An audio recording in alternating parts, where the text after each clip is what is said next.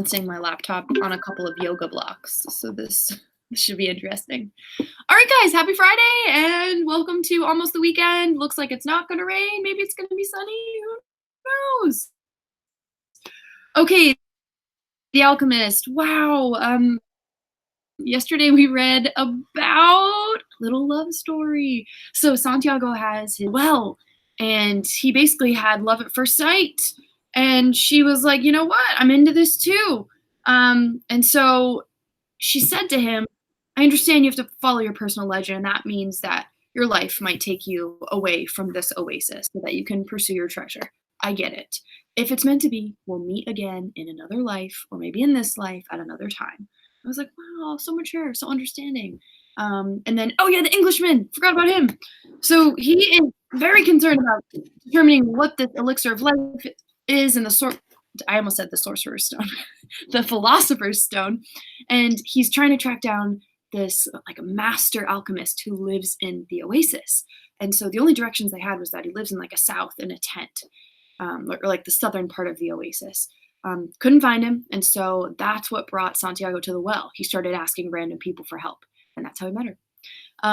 Okay, things are heating up in the oasis. It is a peaceful place. There are lots of women and children present, so that's why there's this nonviolence, which is great. Although all of like outside of the oasis in the desert, it's like tribal warfare.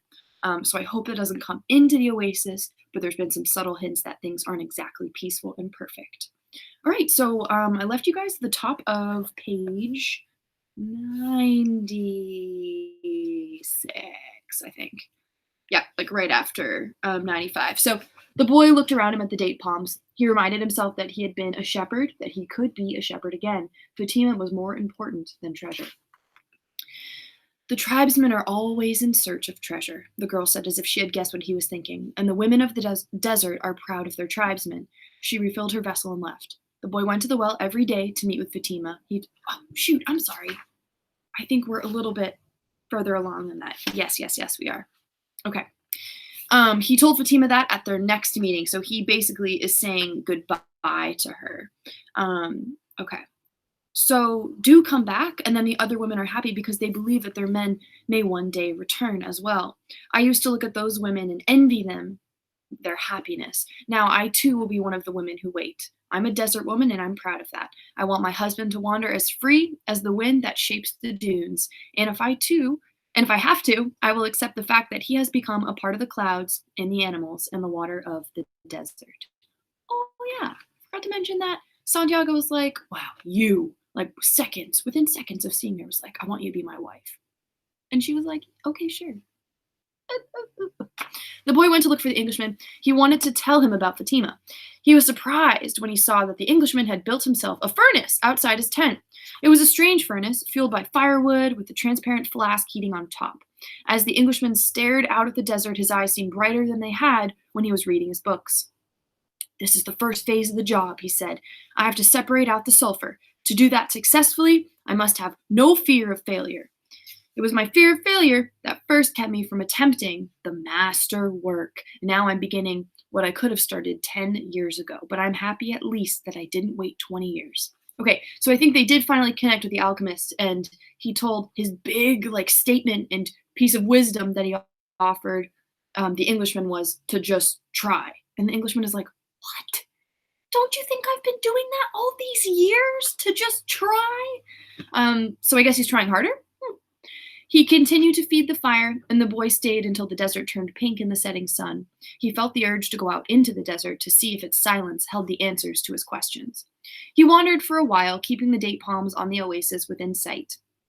He listened to the wind and felt the stones beneath his feet. Here and there he found a shell, and realized that the desert in remote times had been a sea. He sat on a stone and allowed himself to become hypnotized by the horizon. He tried to deal with the concept of love, as distinct from possession, and he couldn't separate them. But Fatima was a woman of the desert, and if anything could help him to understand, it was the desert. As he sat there thinking, he sensed movement above him. Looking up, he saw a pair of hawks flying high in the sky. He watched the hawks as they drifted on the wind. Although their flight appeared to have no pattern, it made a certain kind of sense to the boy. It was just that he couldn't grasp what it meant. He followed the movement of the birds, trying to read something into it. Maybe these desert birds could explain to him the meaning of love without ownership. He felt sleepy. In his heart, he wanted to remain awake, but he also wanted to sleep. I am learning the language of the world, and everything in the world is beginning to make sense to me, even the flight of hawks, he said to himself. And in that mood, he was grateful to be in love. When you are in love, things make even more sense, he thought. Suddenly, one of the hawks made a flashing dive through the sky, attacking the other. As it did so, a sudden fleeting image came to a boy. Ooh, sounds like he's having a vision here. Maybe another one. As it did so, a sudden fleeting image came to the boy. I already read that. An army with its swords at the ready, riding into the oasis. The vision vanished immediately, but it had shaken him. He had heard people speak of mirages and had already seen some himself. They were desires that, because of their intensity, materialized over the sands of the desert. But he certainly didn't desire that an army invade the oasis. He wanted to figure out about the vision. He wanted to forget about the vision and return to his meditation. He tried again to concentrate on the pink shades of the desert and its stones, but there was something there in his heart that wouldn't allow him to do so. Always heed the omens, the old king had said. The boy recalled what he had seen in the vision and sensed that it was actually going to occur. He rose and made his way back toward the palm trees. Once again, he perceived the many languages and the things about him. This time, the desert was safe, and it was the oasis that had become dangerous. The camel driver was seated at the base of a palm tree, observing the sunset. He saw the boy appear from the other side of the dunes. An army is coming, the boy said. I had a vision. The desert fills men's heart with visions, the camel driver answered. But the boy told him about the hawks, that he had been watching their flight and had suddenly felt himself to have plunged into the soul of the world. The camel driver understood what the boy was saying. I'm not sure I believe all this talk of, the language of the world or the soul of the world. I think a modern day notion would just be intuition, just tuning into what kind of is in your heart and in your gut, and just leaning into that and going with that. You don't have to label it anything like the soul of the world or the language of the world. Anyways, the camel driver understood what the boy was saying. He knew that any given thing on the face of the earth could reveal the history of all things. One could open a book to any page or look at a person's hand. One could turn a card or watch a flight of birds. Whatever the thing observed, one could find a connection with his experience of the moment. Actually, it wasn't those things in themselves revealed anything at all. It was just that people, looking at what was occurring around them, could find a means of penetration to the soul of the world. The desert was full of men who earned their living based on the ease with which they could penetrate to the soul of the world. They were known as seers, but they were held in fear by women and the elderly. Tribesmen were also wary of consulting them because it would be impossible to be effective in battle if one knew that he was fated to die. The tribesmen preferred the taste of battle and the thrill of not knowing what the outcome would be. The future was always written by Allah, and what he had written was always for the good of man. So the tribesmen lived only for the present, because the present was full of surprises, and they had to be aware of many things. Where was the enemy's sword? Where was his horse? What kind of blow should one deliver next in order to remain alive? The camel driver was not a fighter, and he had consulted with seers. Many of them had been right about what they had said, while some had been wrong. Then one day, the oldest seer he had ever sought out, and the one most to be feared, had asked why the camel driver was so interested in the future. Well, so I can do things, he responded, and so I can change those things that I don't want to happen.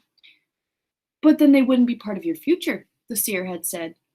Well, maybe I just want to know the future so I can prepare myself for what's coming. Good things are coming. They will be a pleasant surprise, said the seer. If bad things are, and you know in advance, you will suffer greatly before they even occur.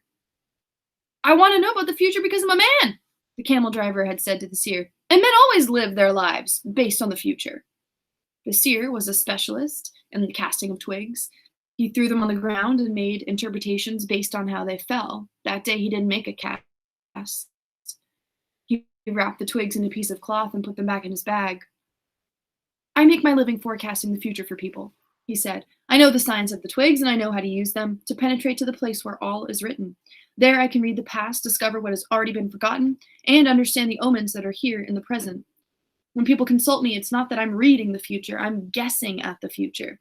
The future belongs to God, and it is only He who reveals it under extraordinary circumstances. How do I guess the future? Based on the omens of the present. The secret is here in the present. If you pay attention to the present, you can improve upon it. And if you improve on the present, what comes later will also be better. Forget about the future and live each day according to the teachings, confident that God loves his children. Each day in itself brings with it an eternity. The camel driver had asked what the circumstances were under which God would allow him to see the future. Only when himself reveals it, and God only rarely reveals the future. When he does so, it is for one reason only. It's a future that was written so as to be altered. God has shown the boy a part of the future, the camel driver thought. Why was it that he wanted the boy to serve as his instrument? Go and speak to the tribal chieftains, said the camel driver. Tell them about the armies that are approaching. They'll laugh at me. They are men of the desert, and the men of the desert are used to dealing with omens. Well, then they probably already know. They're not concerned with that right now. They believe that if they have to know about something, Allah wants them to know, someone will tell them about it. It has happened many times before, but this time the person is you.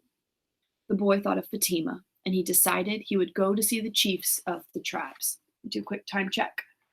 Oh, can't see. 1:14. Okay, I'm going to end a little bit early. Okay. So before I wrap up the recording today, there's all this talk of like omens and staying in the present, reading the future and the past. I think this book is a giant metaphor for life, and there's all kinds of little life lessons to pull apart. And so I think what that seer is really trying to tell the boy in this case, or the camel driver, oh shoot, I got the two mixed up in my head, is that don't worry about the future because you can't control that. Subside your anxiety and just focus on the present. And so we all have heard that before, stay in the moment, be here, be now. But gosh darn it, is that hard? So a little challenge for you today, if you don't have a conference with me, I dare you to just lie down, sit down, whatever, for 5 minutes and try not to think about anything. Meditation right there in a nutshell. Easier said than done. Okay.